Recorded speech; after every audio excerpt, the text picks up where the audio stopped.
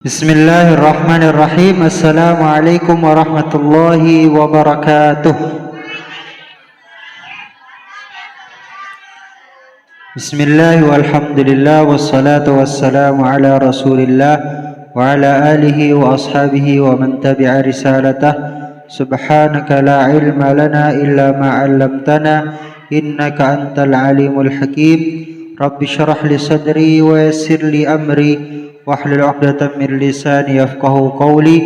Allahumma anfa'na ma 'allamtana wa 'allimna ma yanfa'una warzuqna ilman yanfa'una.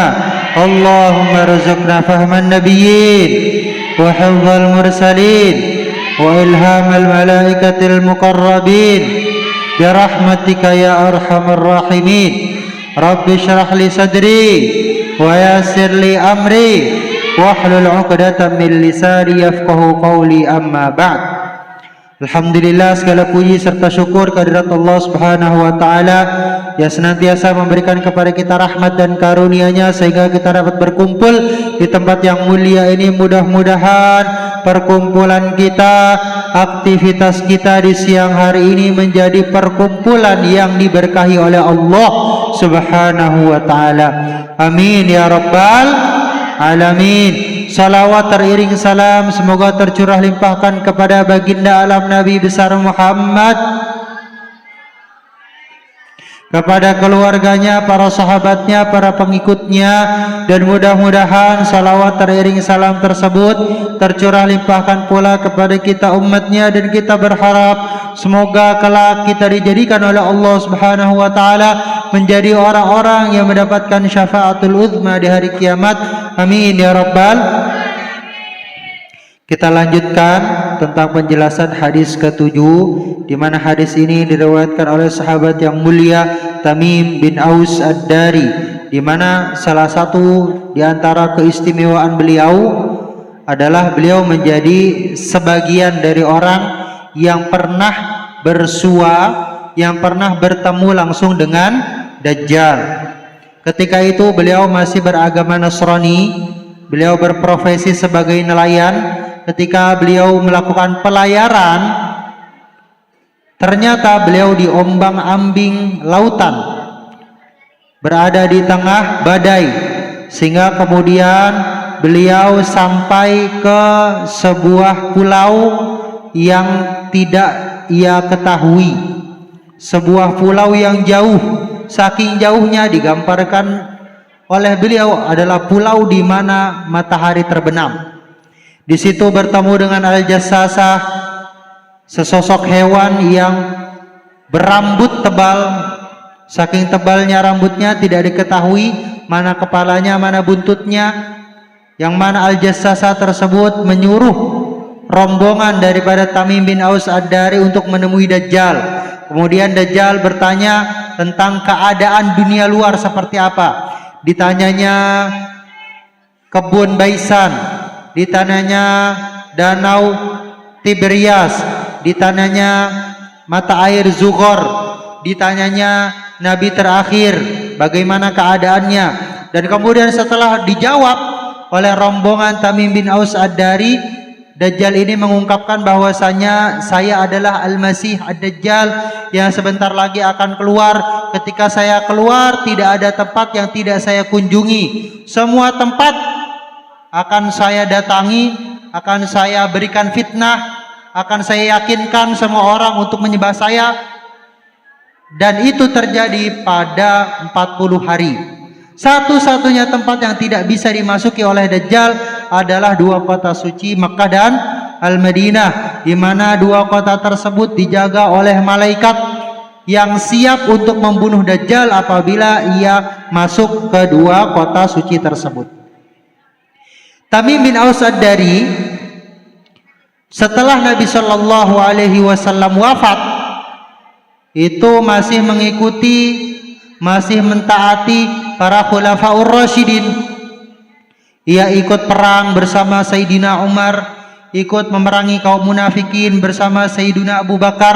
Bahkan Tamim bin Aus Ad-Dari di masa kekhalifahan Umar bin Khattab radhiyallahu anhu ikut membebaskan negeri Mesir. Ikut membebaskan negeri Mesir yang ketika itu dijajah oleh negeri Romawi. Di mana Tamim bin Aus Ad-Dari juga ikut membebaskan negeri Mesir dari jajahan Romawi di zaman Sayyidina Umar bin Khattab radhiyallahu taala anhu. Setelah Sayyidina Umar meninggal dunia, kemudian dilanjutkan kekhalifahan umat Islam berada di tangan sahabat yang mulia Utsman bin Affan. Setelah Utsman bin Affan terbunuh, maka kemudian sahabat yang mulia Tamim bin Aus Ad-Dari ini meninggalkan kota Madinah karena sudah tidak lagi kondusif. Banyak sekali fitnah, banyak sekali terjadi permusuhan bahkan antara umat Islam. Makanya beliau pindah dari Madinah ke Syam. Dari Madinah ke Syam, tepat ada di Masjidil Aqsa, di daerah yang bernama Jibrin.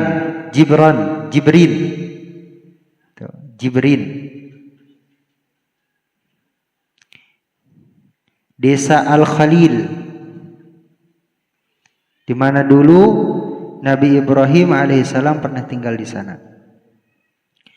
Sahabat yang mulia Tamim bin Aus Ad-Dari meriwayatkan 18 hadis. 18 hadis. Di antaranya adalah yang sama-sama kita pelajari, hadis Ad-Dinun Nasihah. Ad-Dinun Nasihah, intisari dari agama adalah nasihat. 18 hadis.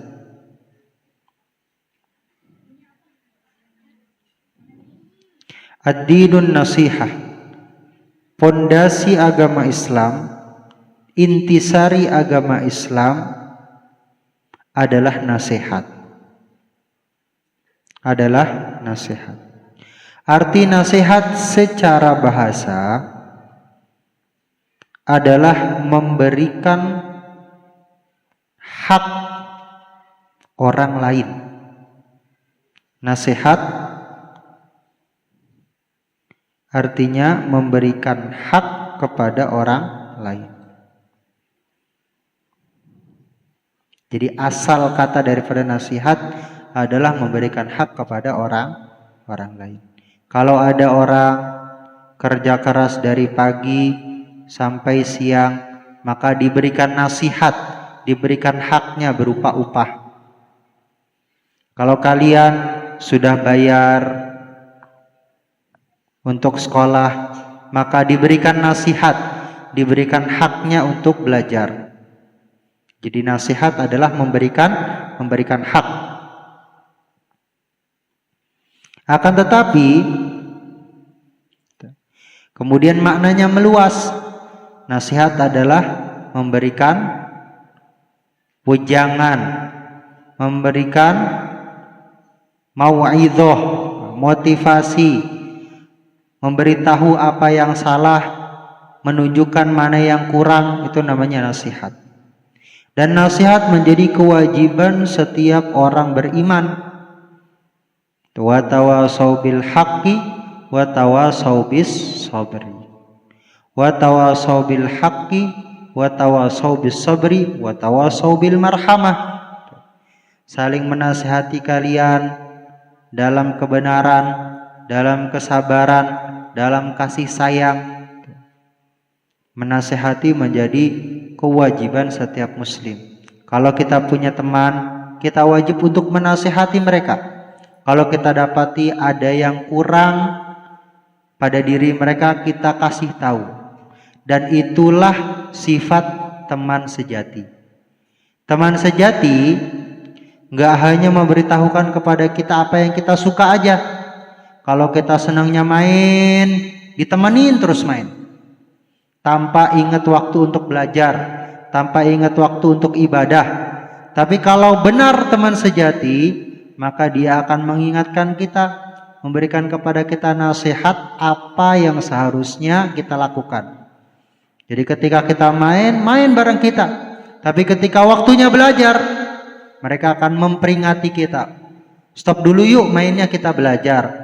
Bentar lagi kita ujian. Bentar lagi kita akan menghadapi ujian semester 1. Kita masih punya tanggungan. Bentar lagi ujian tahfidz. Dan sebagainya dan sebagainya. Kalau kita menemukan teman yang seperti itu, maka dijaga. Dijaga. Dan kita harus sangat-sangat berterima kasih dengan teman yang seperti itu. Karena menunjukkan kepada kita kekurangan kita, menunjukkan kepada kita kesalahan kita, dan kita bisa memperbaiki diri pada hal tersebut. Contoh, kalau misal Nuril lagi jalan, tiba-tiba nginjek kotoran kucing. Kotoran kucingnya mencret. Nah, cipratannya sampai ke celana. Sebagai teman yang baik, Wildan ngasih tahu Nuril, tuh lihat celananya kena najis.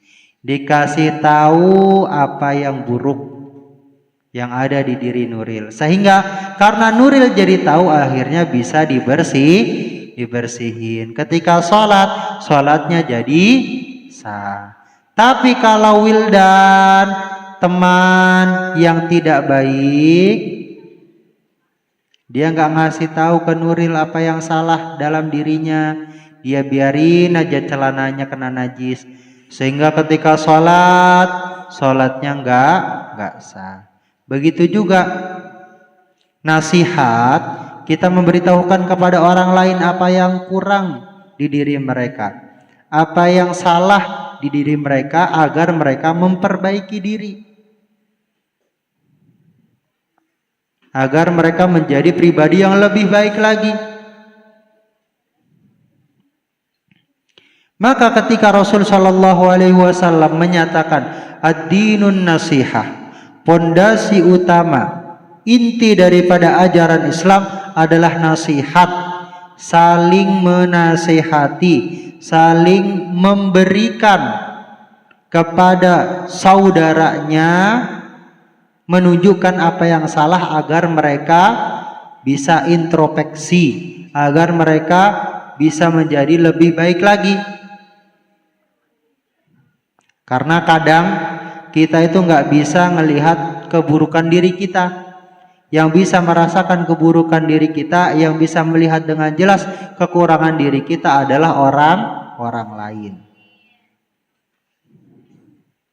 Makanya itu fungsi daripada teman. Wa tawasau bil haq wa tawasau bis sabr. Saling menasihati dalam kebenaran, saling menasihati dalam kebaikan, dalam kesabaran. Ketika Nabi Shallallahu Alaihi Wasallam mengatakan ad-dinun nasihah, inti daripada ajaran agama Islam adalah nasihat, menunjukkan kesalahan, menunjukkan kekurangan agar introspeksi, agar diperbaiki. Maka para sahabat bertanya, liman ya Rasulullah, untuk siapa nasihat itu ya Rasulullah? Kepada siapa nasihat itu ya Rasulullah? Qala lillahi, kepada Allah. Kita nasihatin orang menuju Allah, agar ngingetin orang bahwasanya di kehidupan dunia ini adalah kesempatan kita mengumpulkan sebanyak-banyaknya bekal untuk bertemu Allah. Kita nasihatin orang untuk taat perintah Allah, untuk jauhi larangan-larangan Allah, untuk menegakkan syariat Allah, untuk mempelajari kewajiban kita terhadap Allah. Nasihat kepada Allah seperti itu. Kita nasihatin orang untuk taat kepada Allah, untuk menjalankan perintah Allah, untuk menjalankan sebanyak-banyaknya ibadah sebagai bekal bertemu dengan Allah. Itu adalah nasihat untuk Allah. Nasihat untuk beriman kepada Allah dan tidak menyekutukan Allah, ikhlas ketika beribadah kepada Allah, istiqomah dalam beribadah kepada Allah, menjauhi maksiat kepada Allah, dan mendakwahkan, mengajak sebanyak-banyaknya orang untuk taat kepada Allah, dan mengajak sebanyak-banyaknya orang untuk benci terhadap kemaksiatan kepada Allah.